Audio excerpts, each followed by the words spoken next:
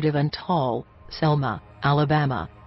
Built in 1856 in the Greek Revival style, this beautiful antebellum mansion was bought in 1864 by John McGee Parkman. In the years after the Civil War, Parkman was arrested and imprisoned for cotton speculation. While in prison, Parkman attempted to escape, but was shot and killed in the process. When his wife was forced to sell their house a few years after his death, his ghost began to appear regularly throughout the house and grounds, where it is still seen to this day.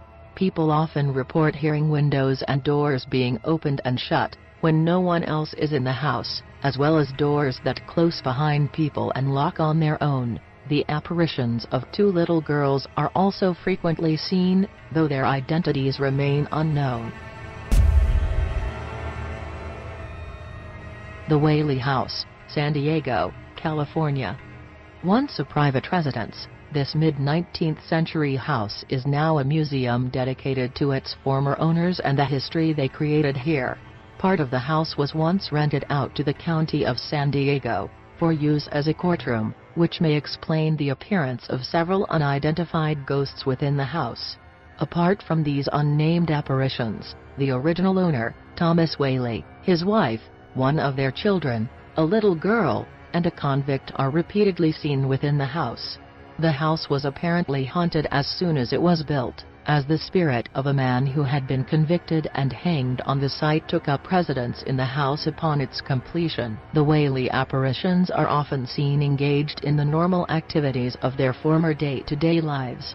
Doors have been known to close and lock on their own, and footsteps are often heard throughout the house, along with music and the crying of a baby.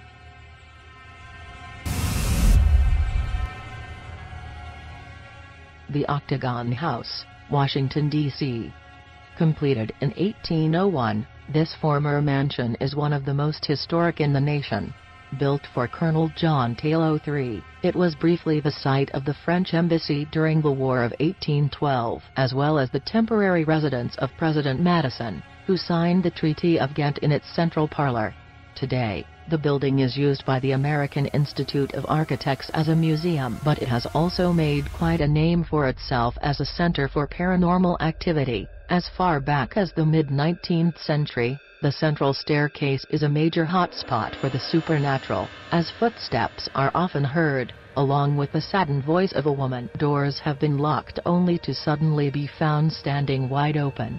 Lights turn on and off on their own, and footsteps and even faint footprints have been reported throughout the building, and objects often move without human interference. Robinson Rose House, San Diego, California. Reconstructed in the late 20th century according to the specifications of the original mid-19th century structure, this building seems to have brought back some spirits along with it. Built by Judge James W. Robinson, this house was also used for private and community business purposes, making it a very active locale in its day. Today, this activity has continued in the form of various paranormal occurrences. Various apparitions, in period attire have been seen, as well as strange human-shaped mists.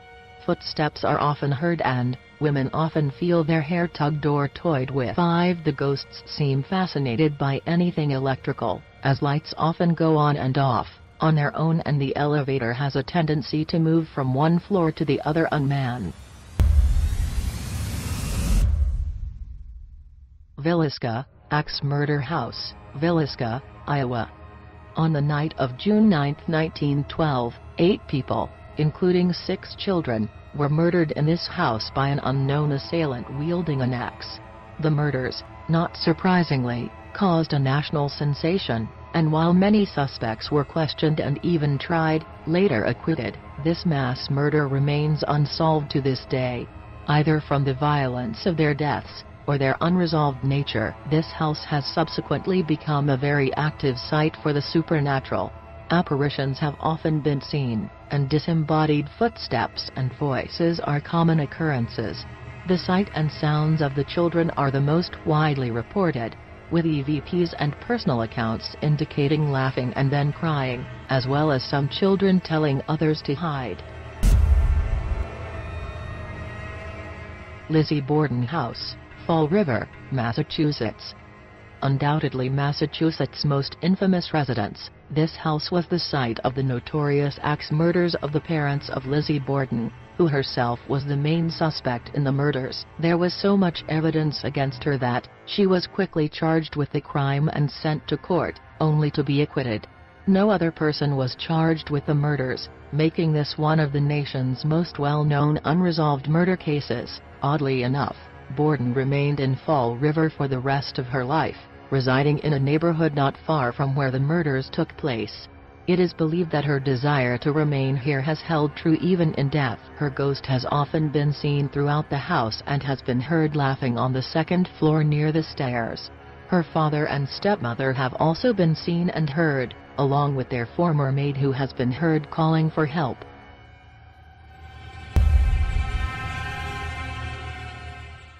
Nressa Castle, Port Townsend, Washington State. Inspired by chateaux in the French Renaissance style, this beautiful former mansion, now a hotel, was completed in 1892 at the behest of Prussian Baron Charles Eisenbeiss.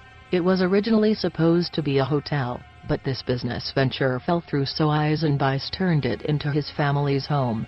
It remained empty for a couple of decades after his death and eventually became a Jesuit school before finally achieving its original purpose as a hotel. While throughout the building there are instances of electrical devices switching on and off, and doors opening and closing on their own, it seems to be the third floor that's the most haunted. Footsteps and voices are often heard on this floor, but room 306 is the most active. A female apparition has been seen and felt quite often here. She especially likes to go through guests' belongings and usually moves things around, and often heard singing in the bathroom as well. The dining room and former chapel, also a dining area now, are also active, with apparitions of Eisenbeiss' wife Kate often seen, and reports of glasses being knocked over or shattering much talked about.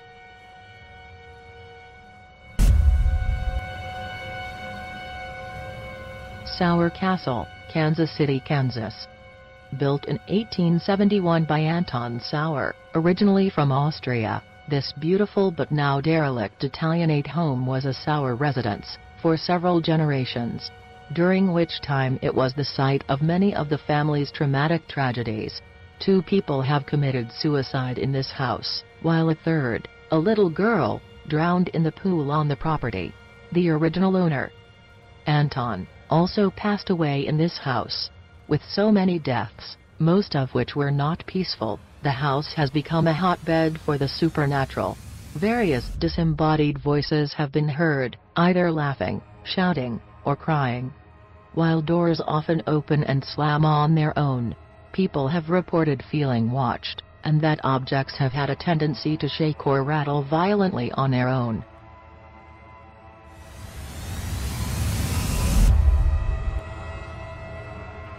The Sally House, Atchison, Kansas.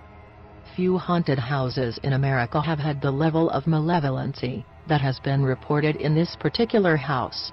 Once a doctor's house, a little girl named Sally died here during a botched appendectomy, and her spirit has been here ever since. When a family moved in during the 90s, this little girl began to create mischief, knocking pictures down, toying with electrical appliances, and leaving a trail of their child's toys throughout the house. This activity eventually escalated to a violent level, but while they originally thought it was the little girl that their child had seen, they inevitably learned through a medium that it was actually a middle-aged woman responsible for the violence.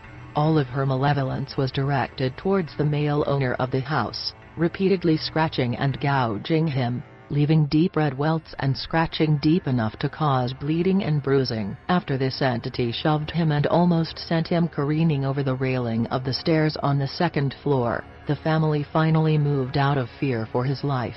These activities have been documented by several paranormal groups. Woodruff Fontaine House, Memphis, Tennessee. Completed in 1871, this house was built for Amos Woodruff, a local businessman. His daughter Molly was married in the house and lived here her whole life and beyond. Molly's spirit has been seen repeatedly throughout the house, now a museum, and has even interacted with employees. On one occasion, Molly appeared to a couple of employees in order to explain that she would like the furniture rearranged according to how she'd always placed it in the house. Impressions are often left on her bed as if someone were sitting there. While Molly's spirit is certainly kindly, there is a more hostile male entity who frequents the first and third floor, leaving the second to Molly. This particular entity greets many people with an overwhelming sense of hostility, and one woman even had her necklace ripped off of her.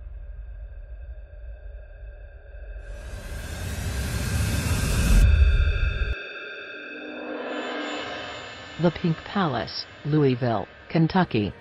The hauntings that occur in this house act as a testament to the fact that not all spirits are negative entities, and that some of them are actually rather devoted to the living. The Victorian mansion was completed shortly before the dawn of the 20th century to be used as a gentleman's club. It later became a private residence. Over the course of its history, one special spirit, dubbed as Avery, has consistently appeared to homeowners and tenants.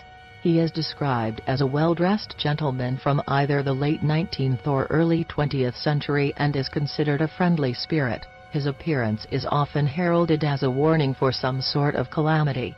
He appeared to one female tenant while she was taking a bath, causing her to hurriedly get up, just before two intruders threw a concrete block through her bathroom window. He has also appeared in the kitchen to warn of impending fires.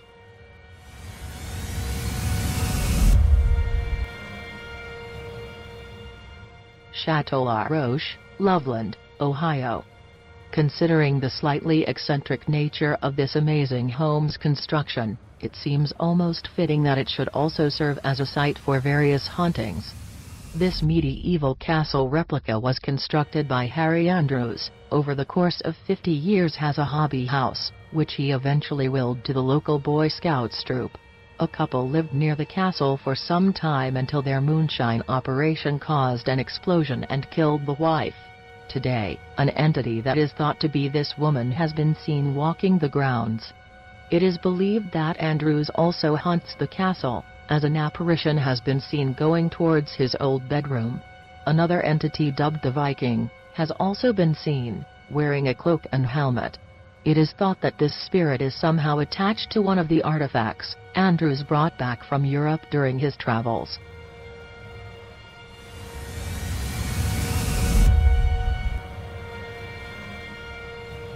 Grant Humphreys Mansion, Denver, Colorado. An amazing tour de force of the Beaux Arts style, this 1902 mansion was erected for businessman and former Governor James Benton Grant.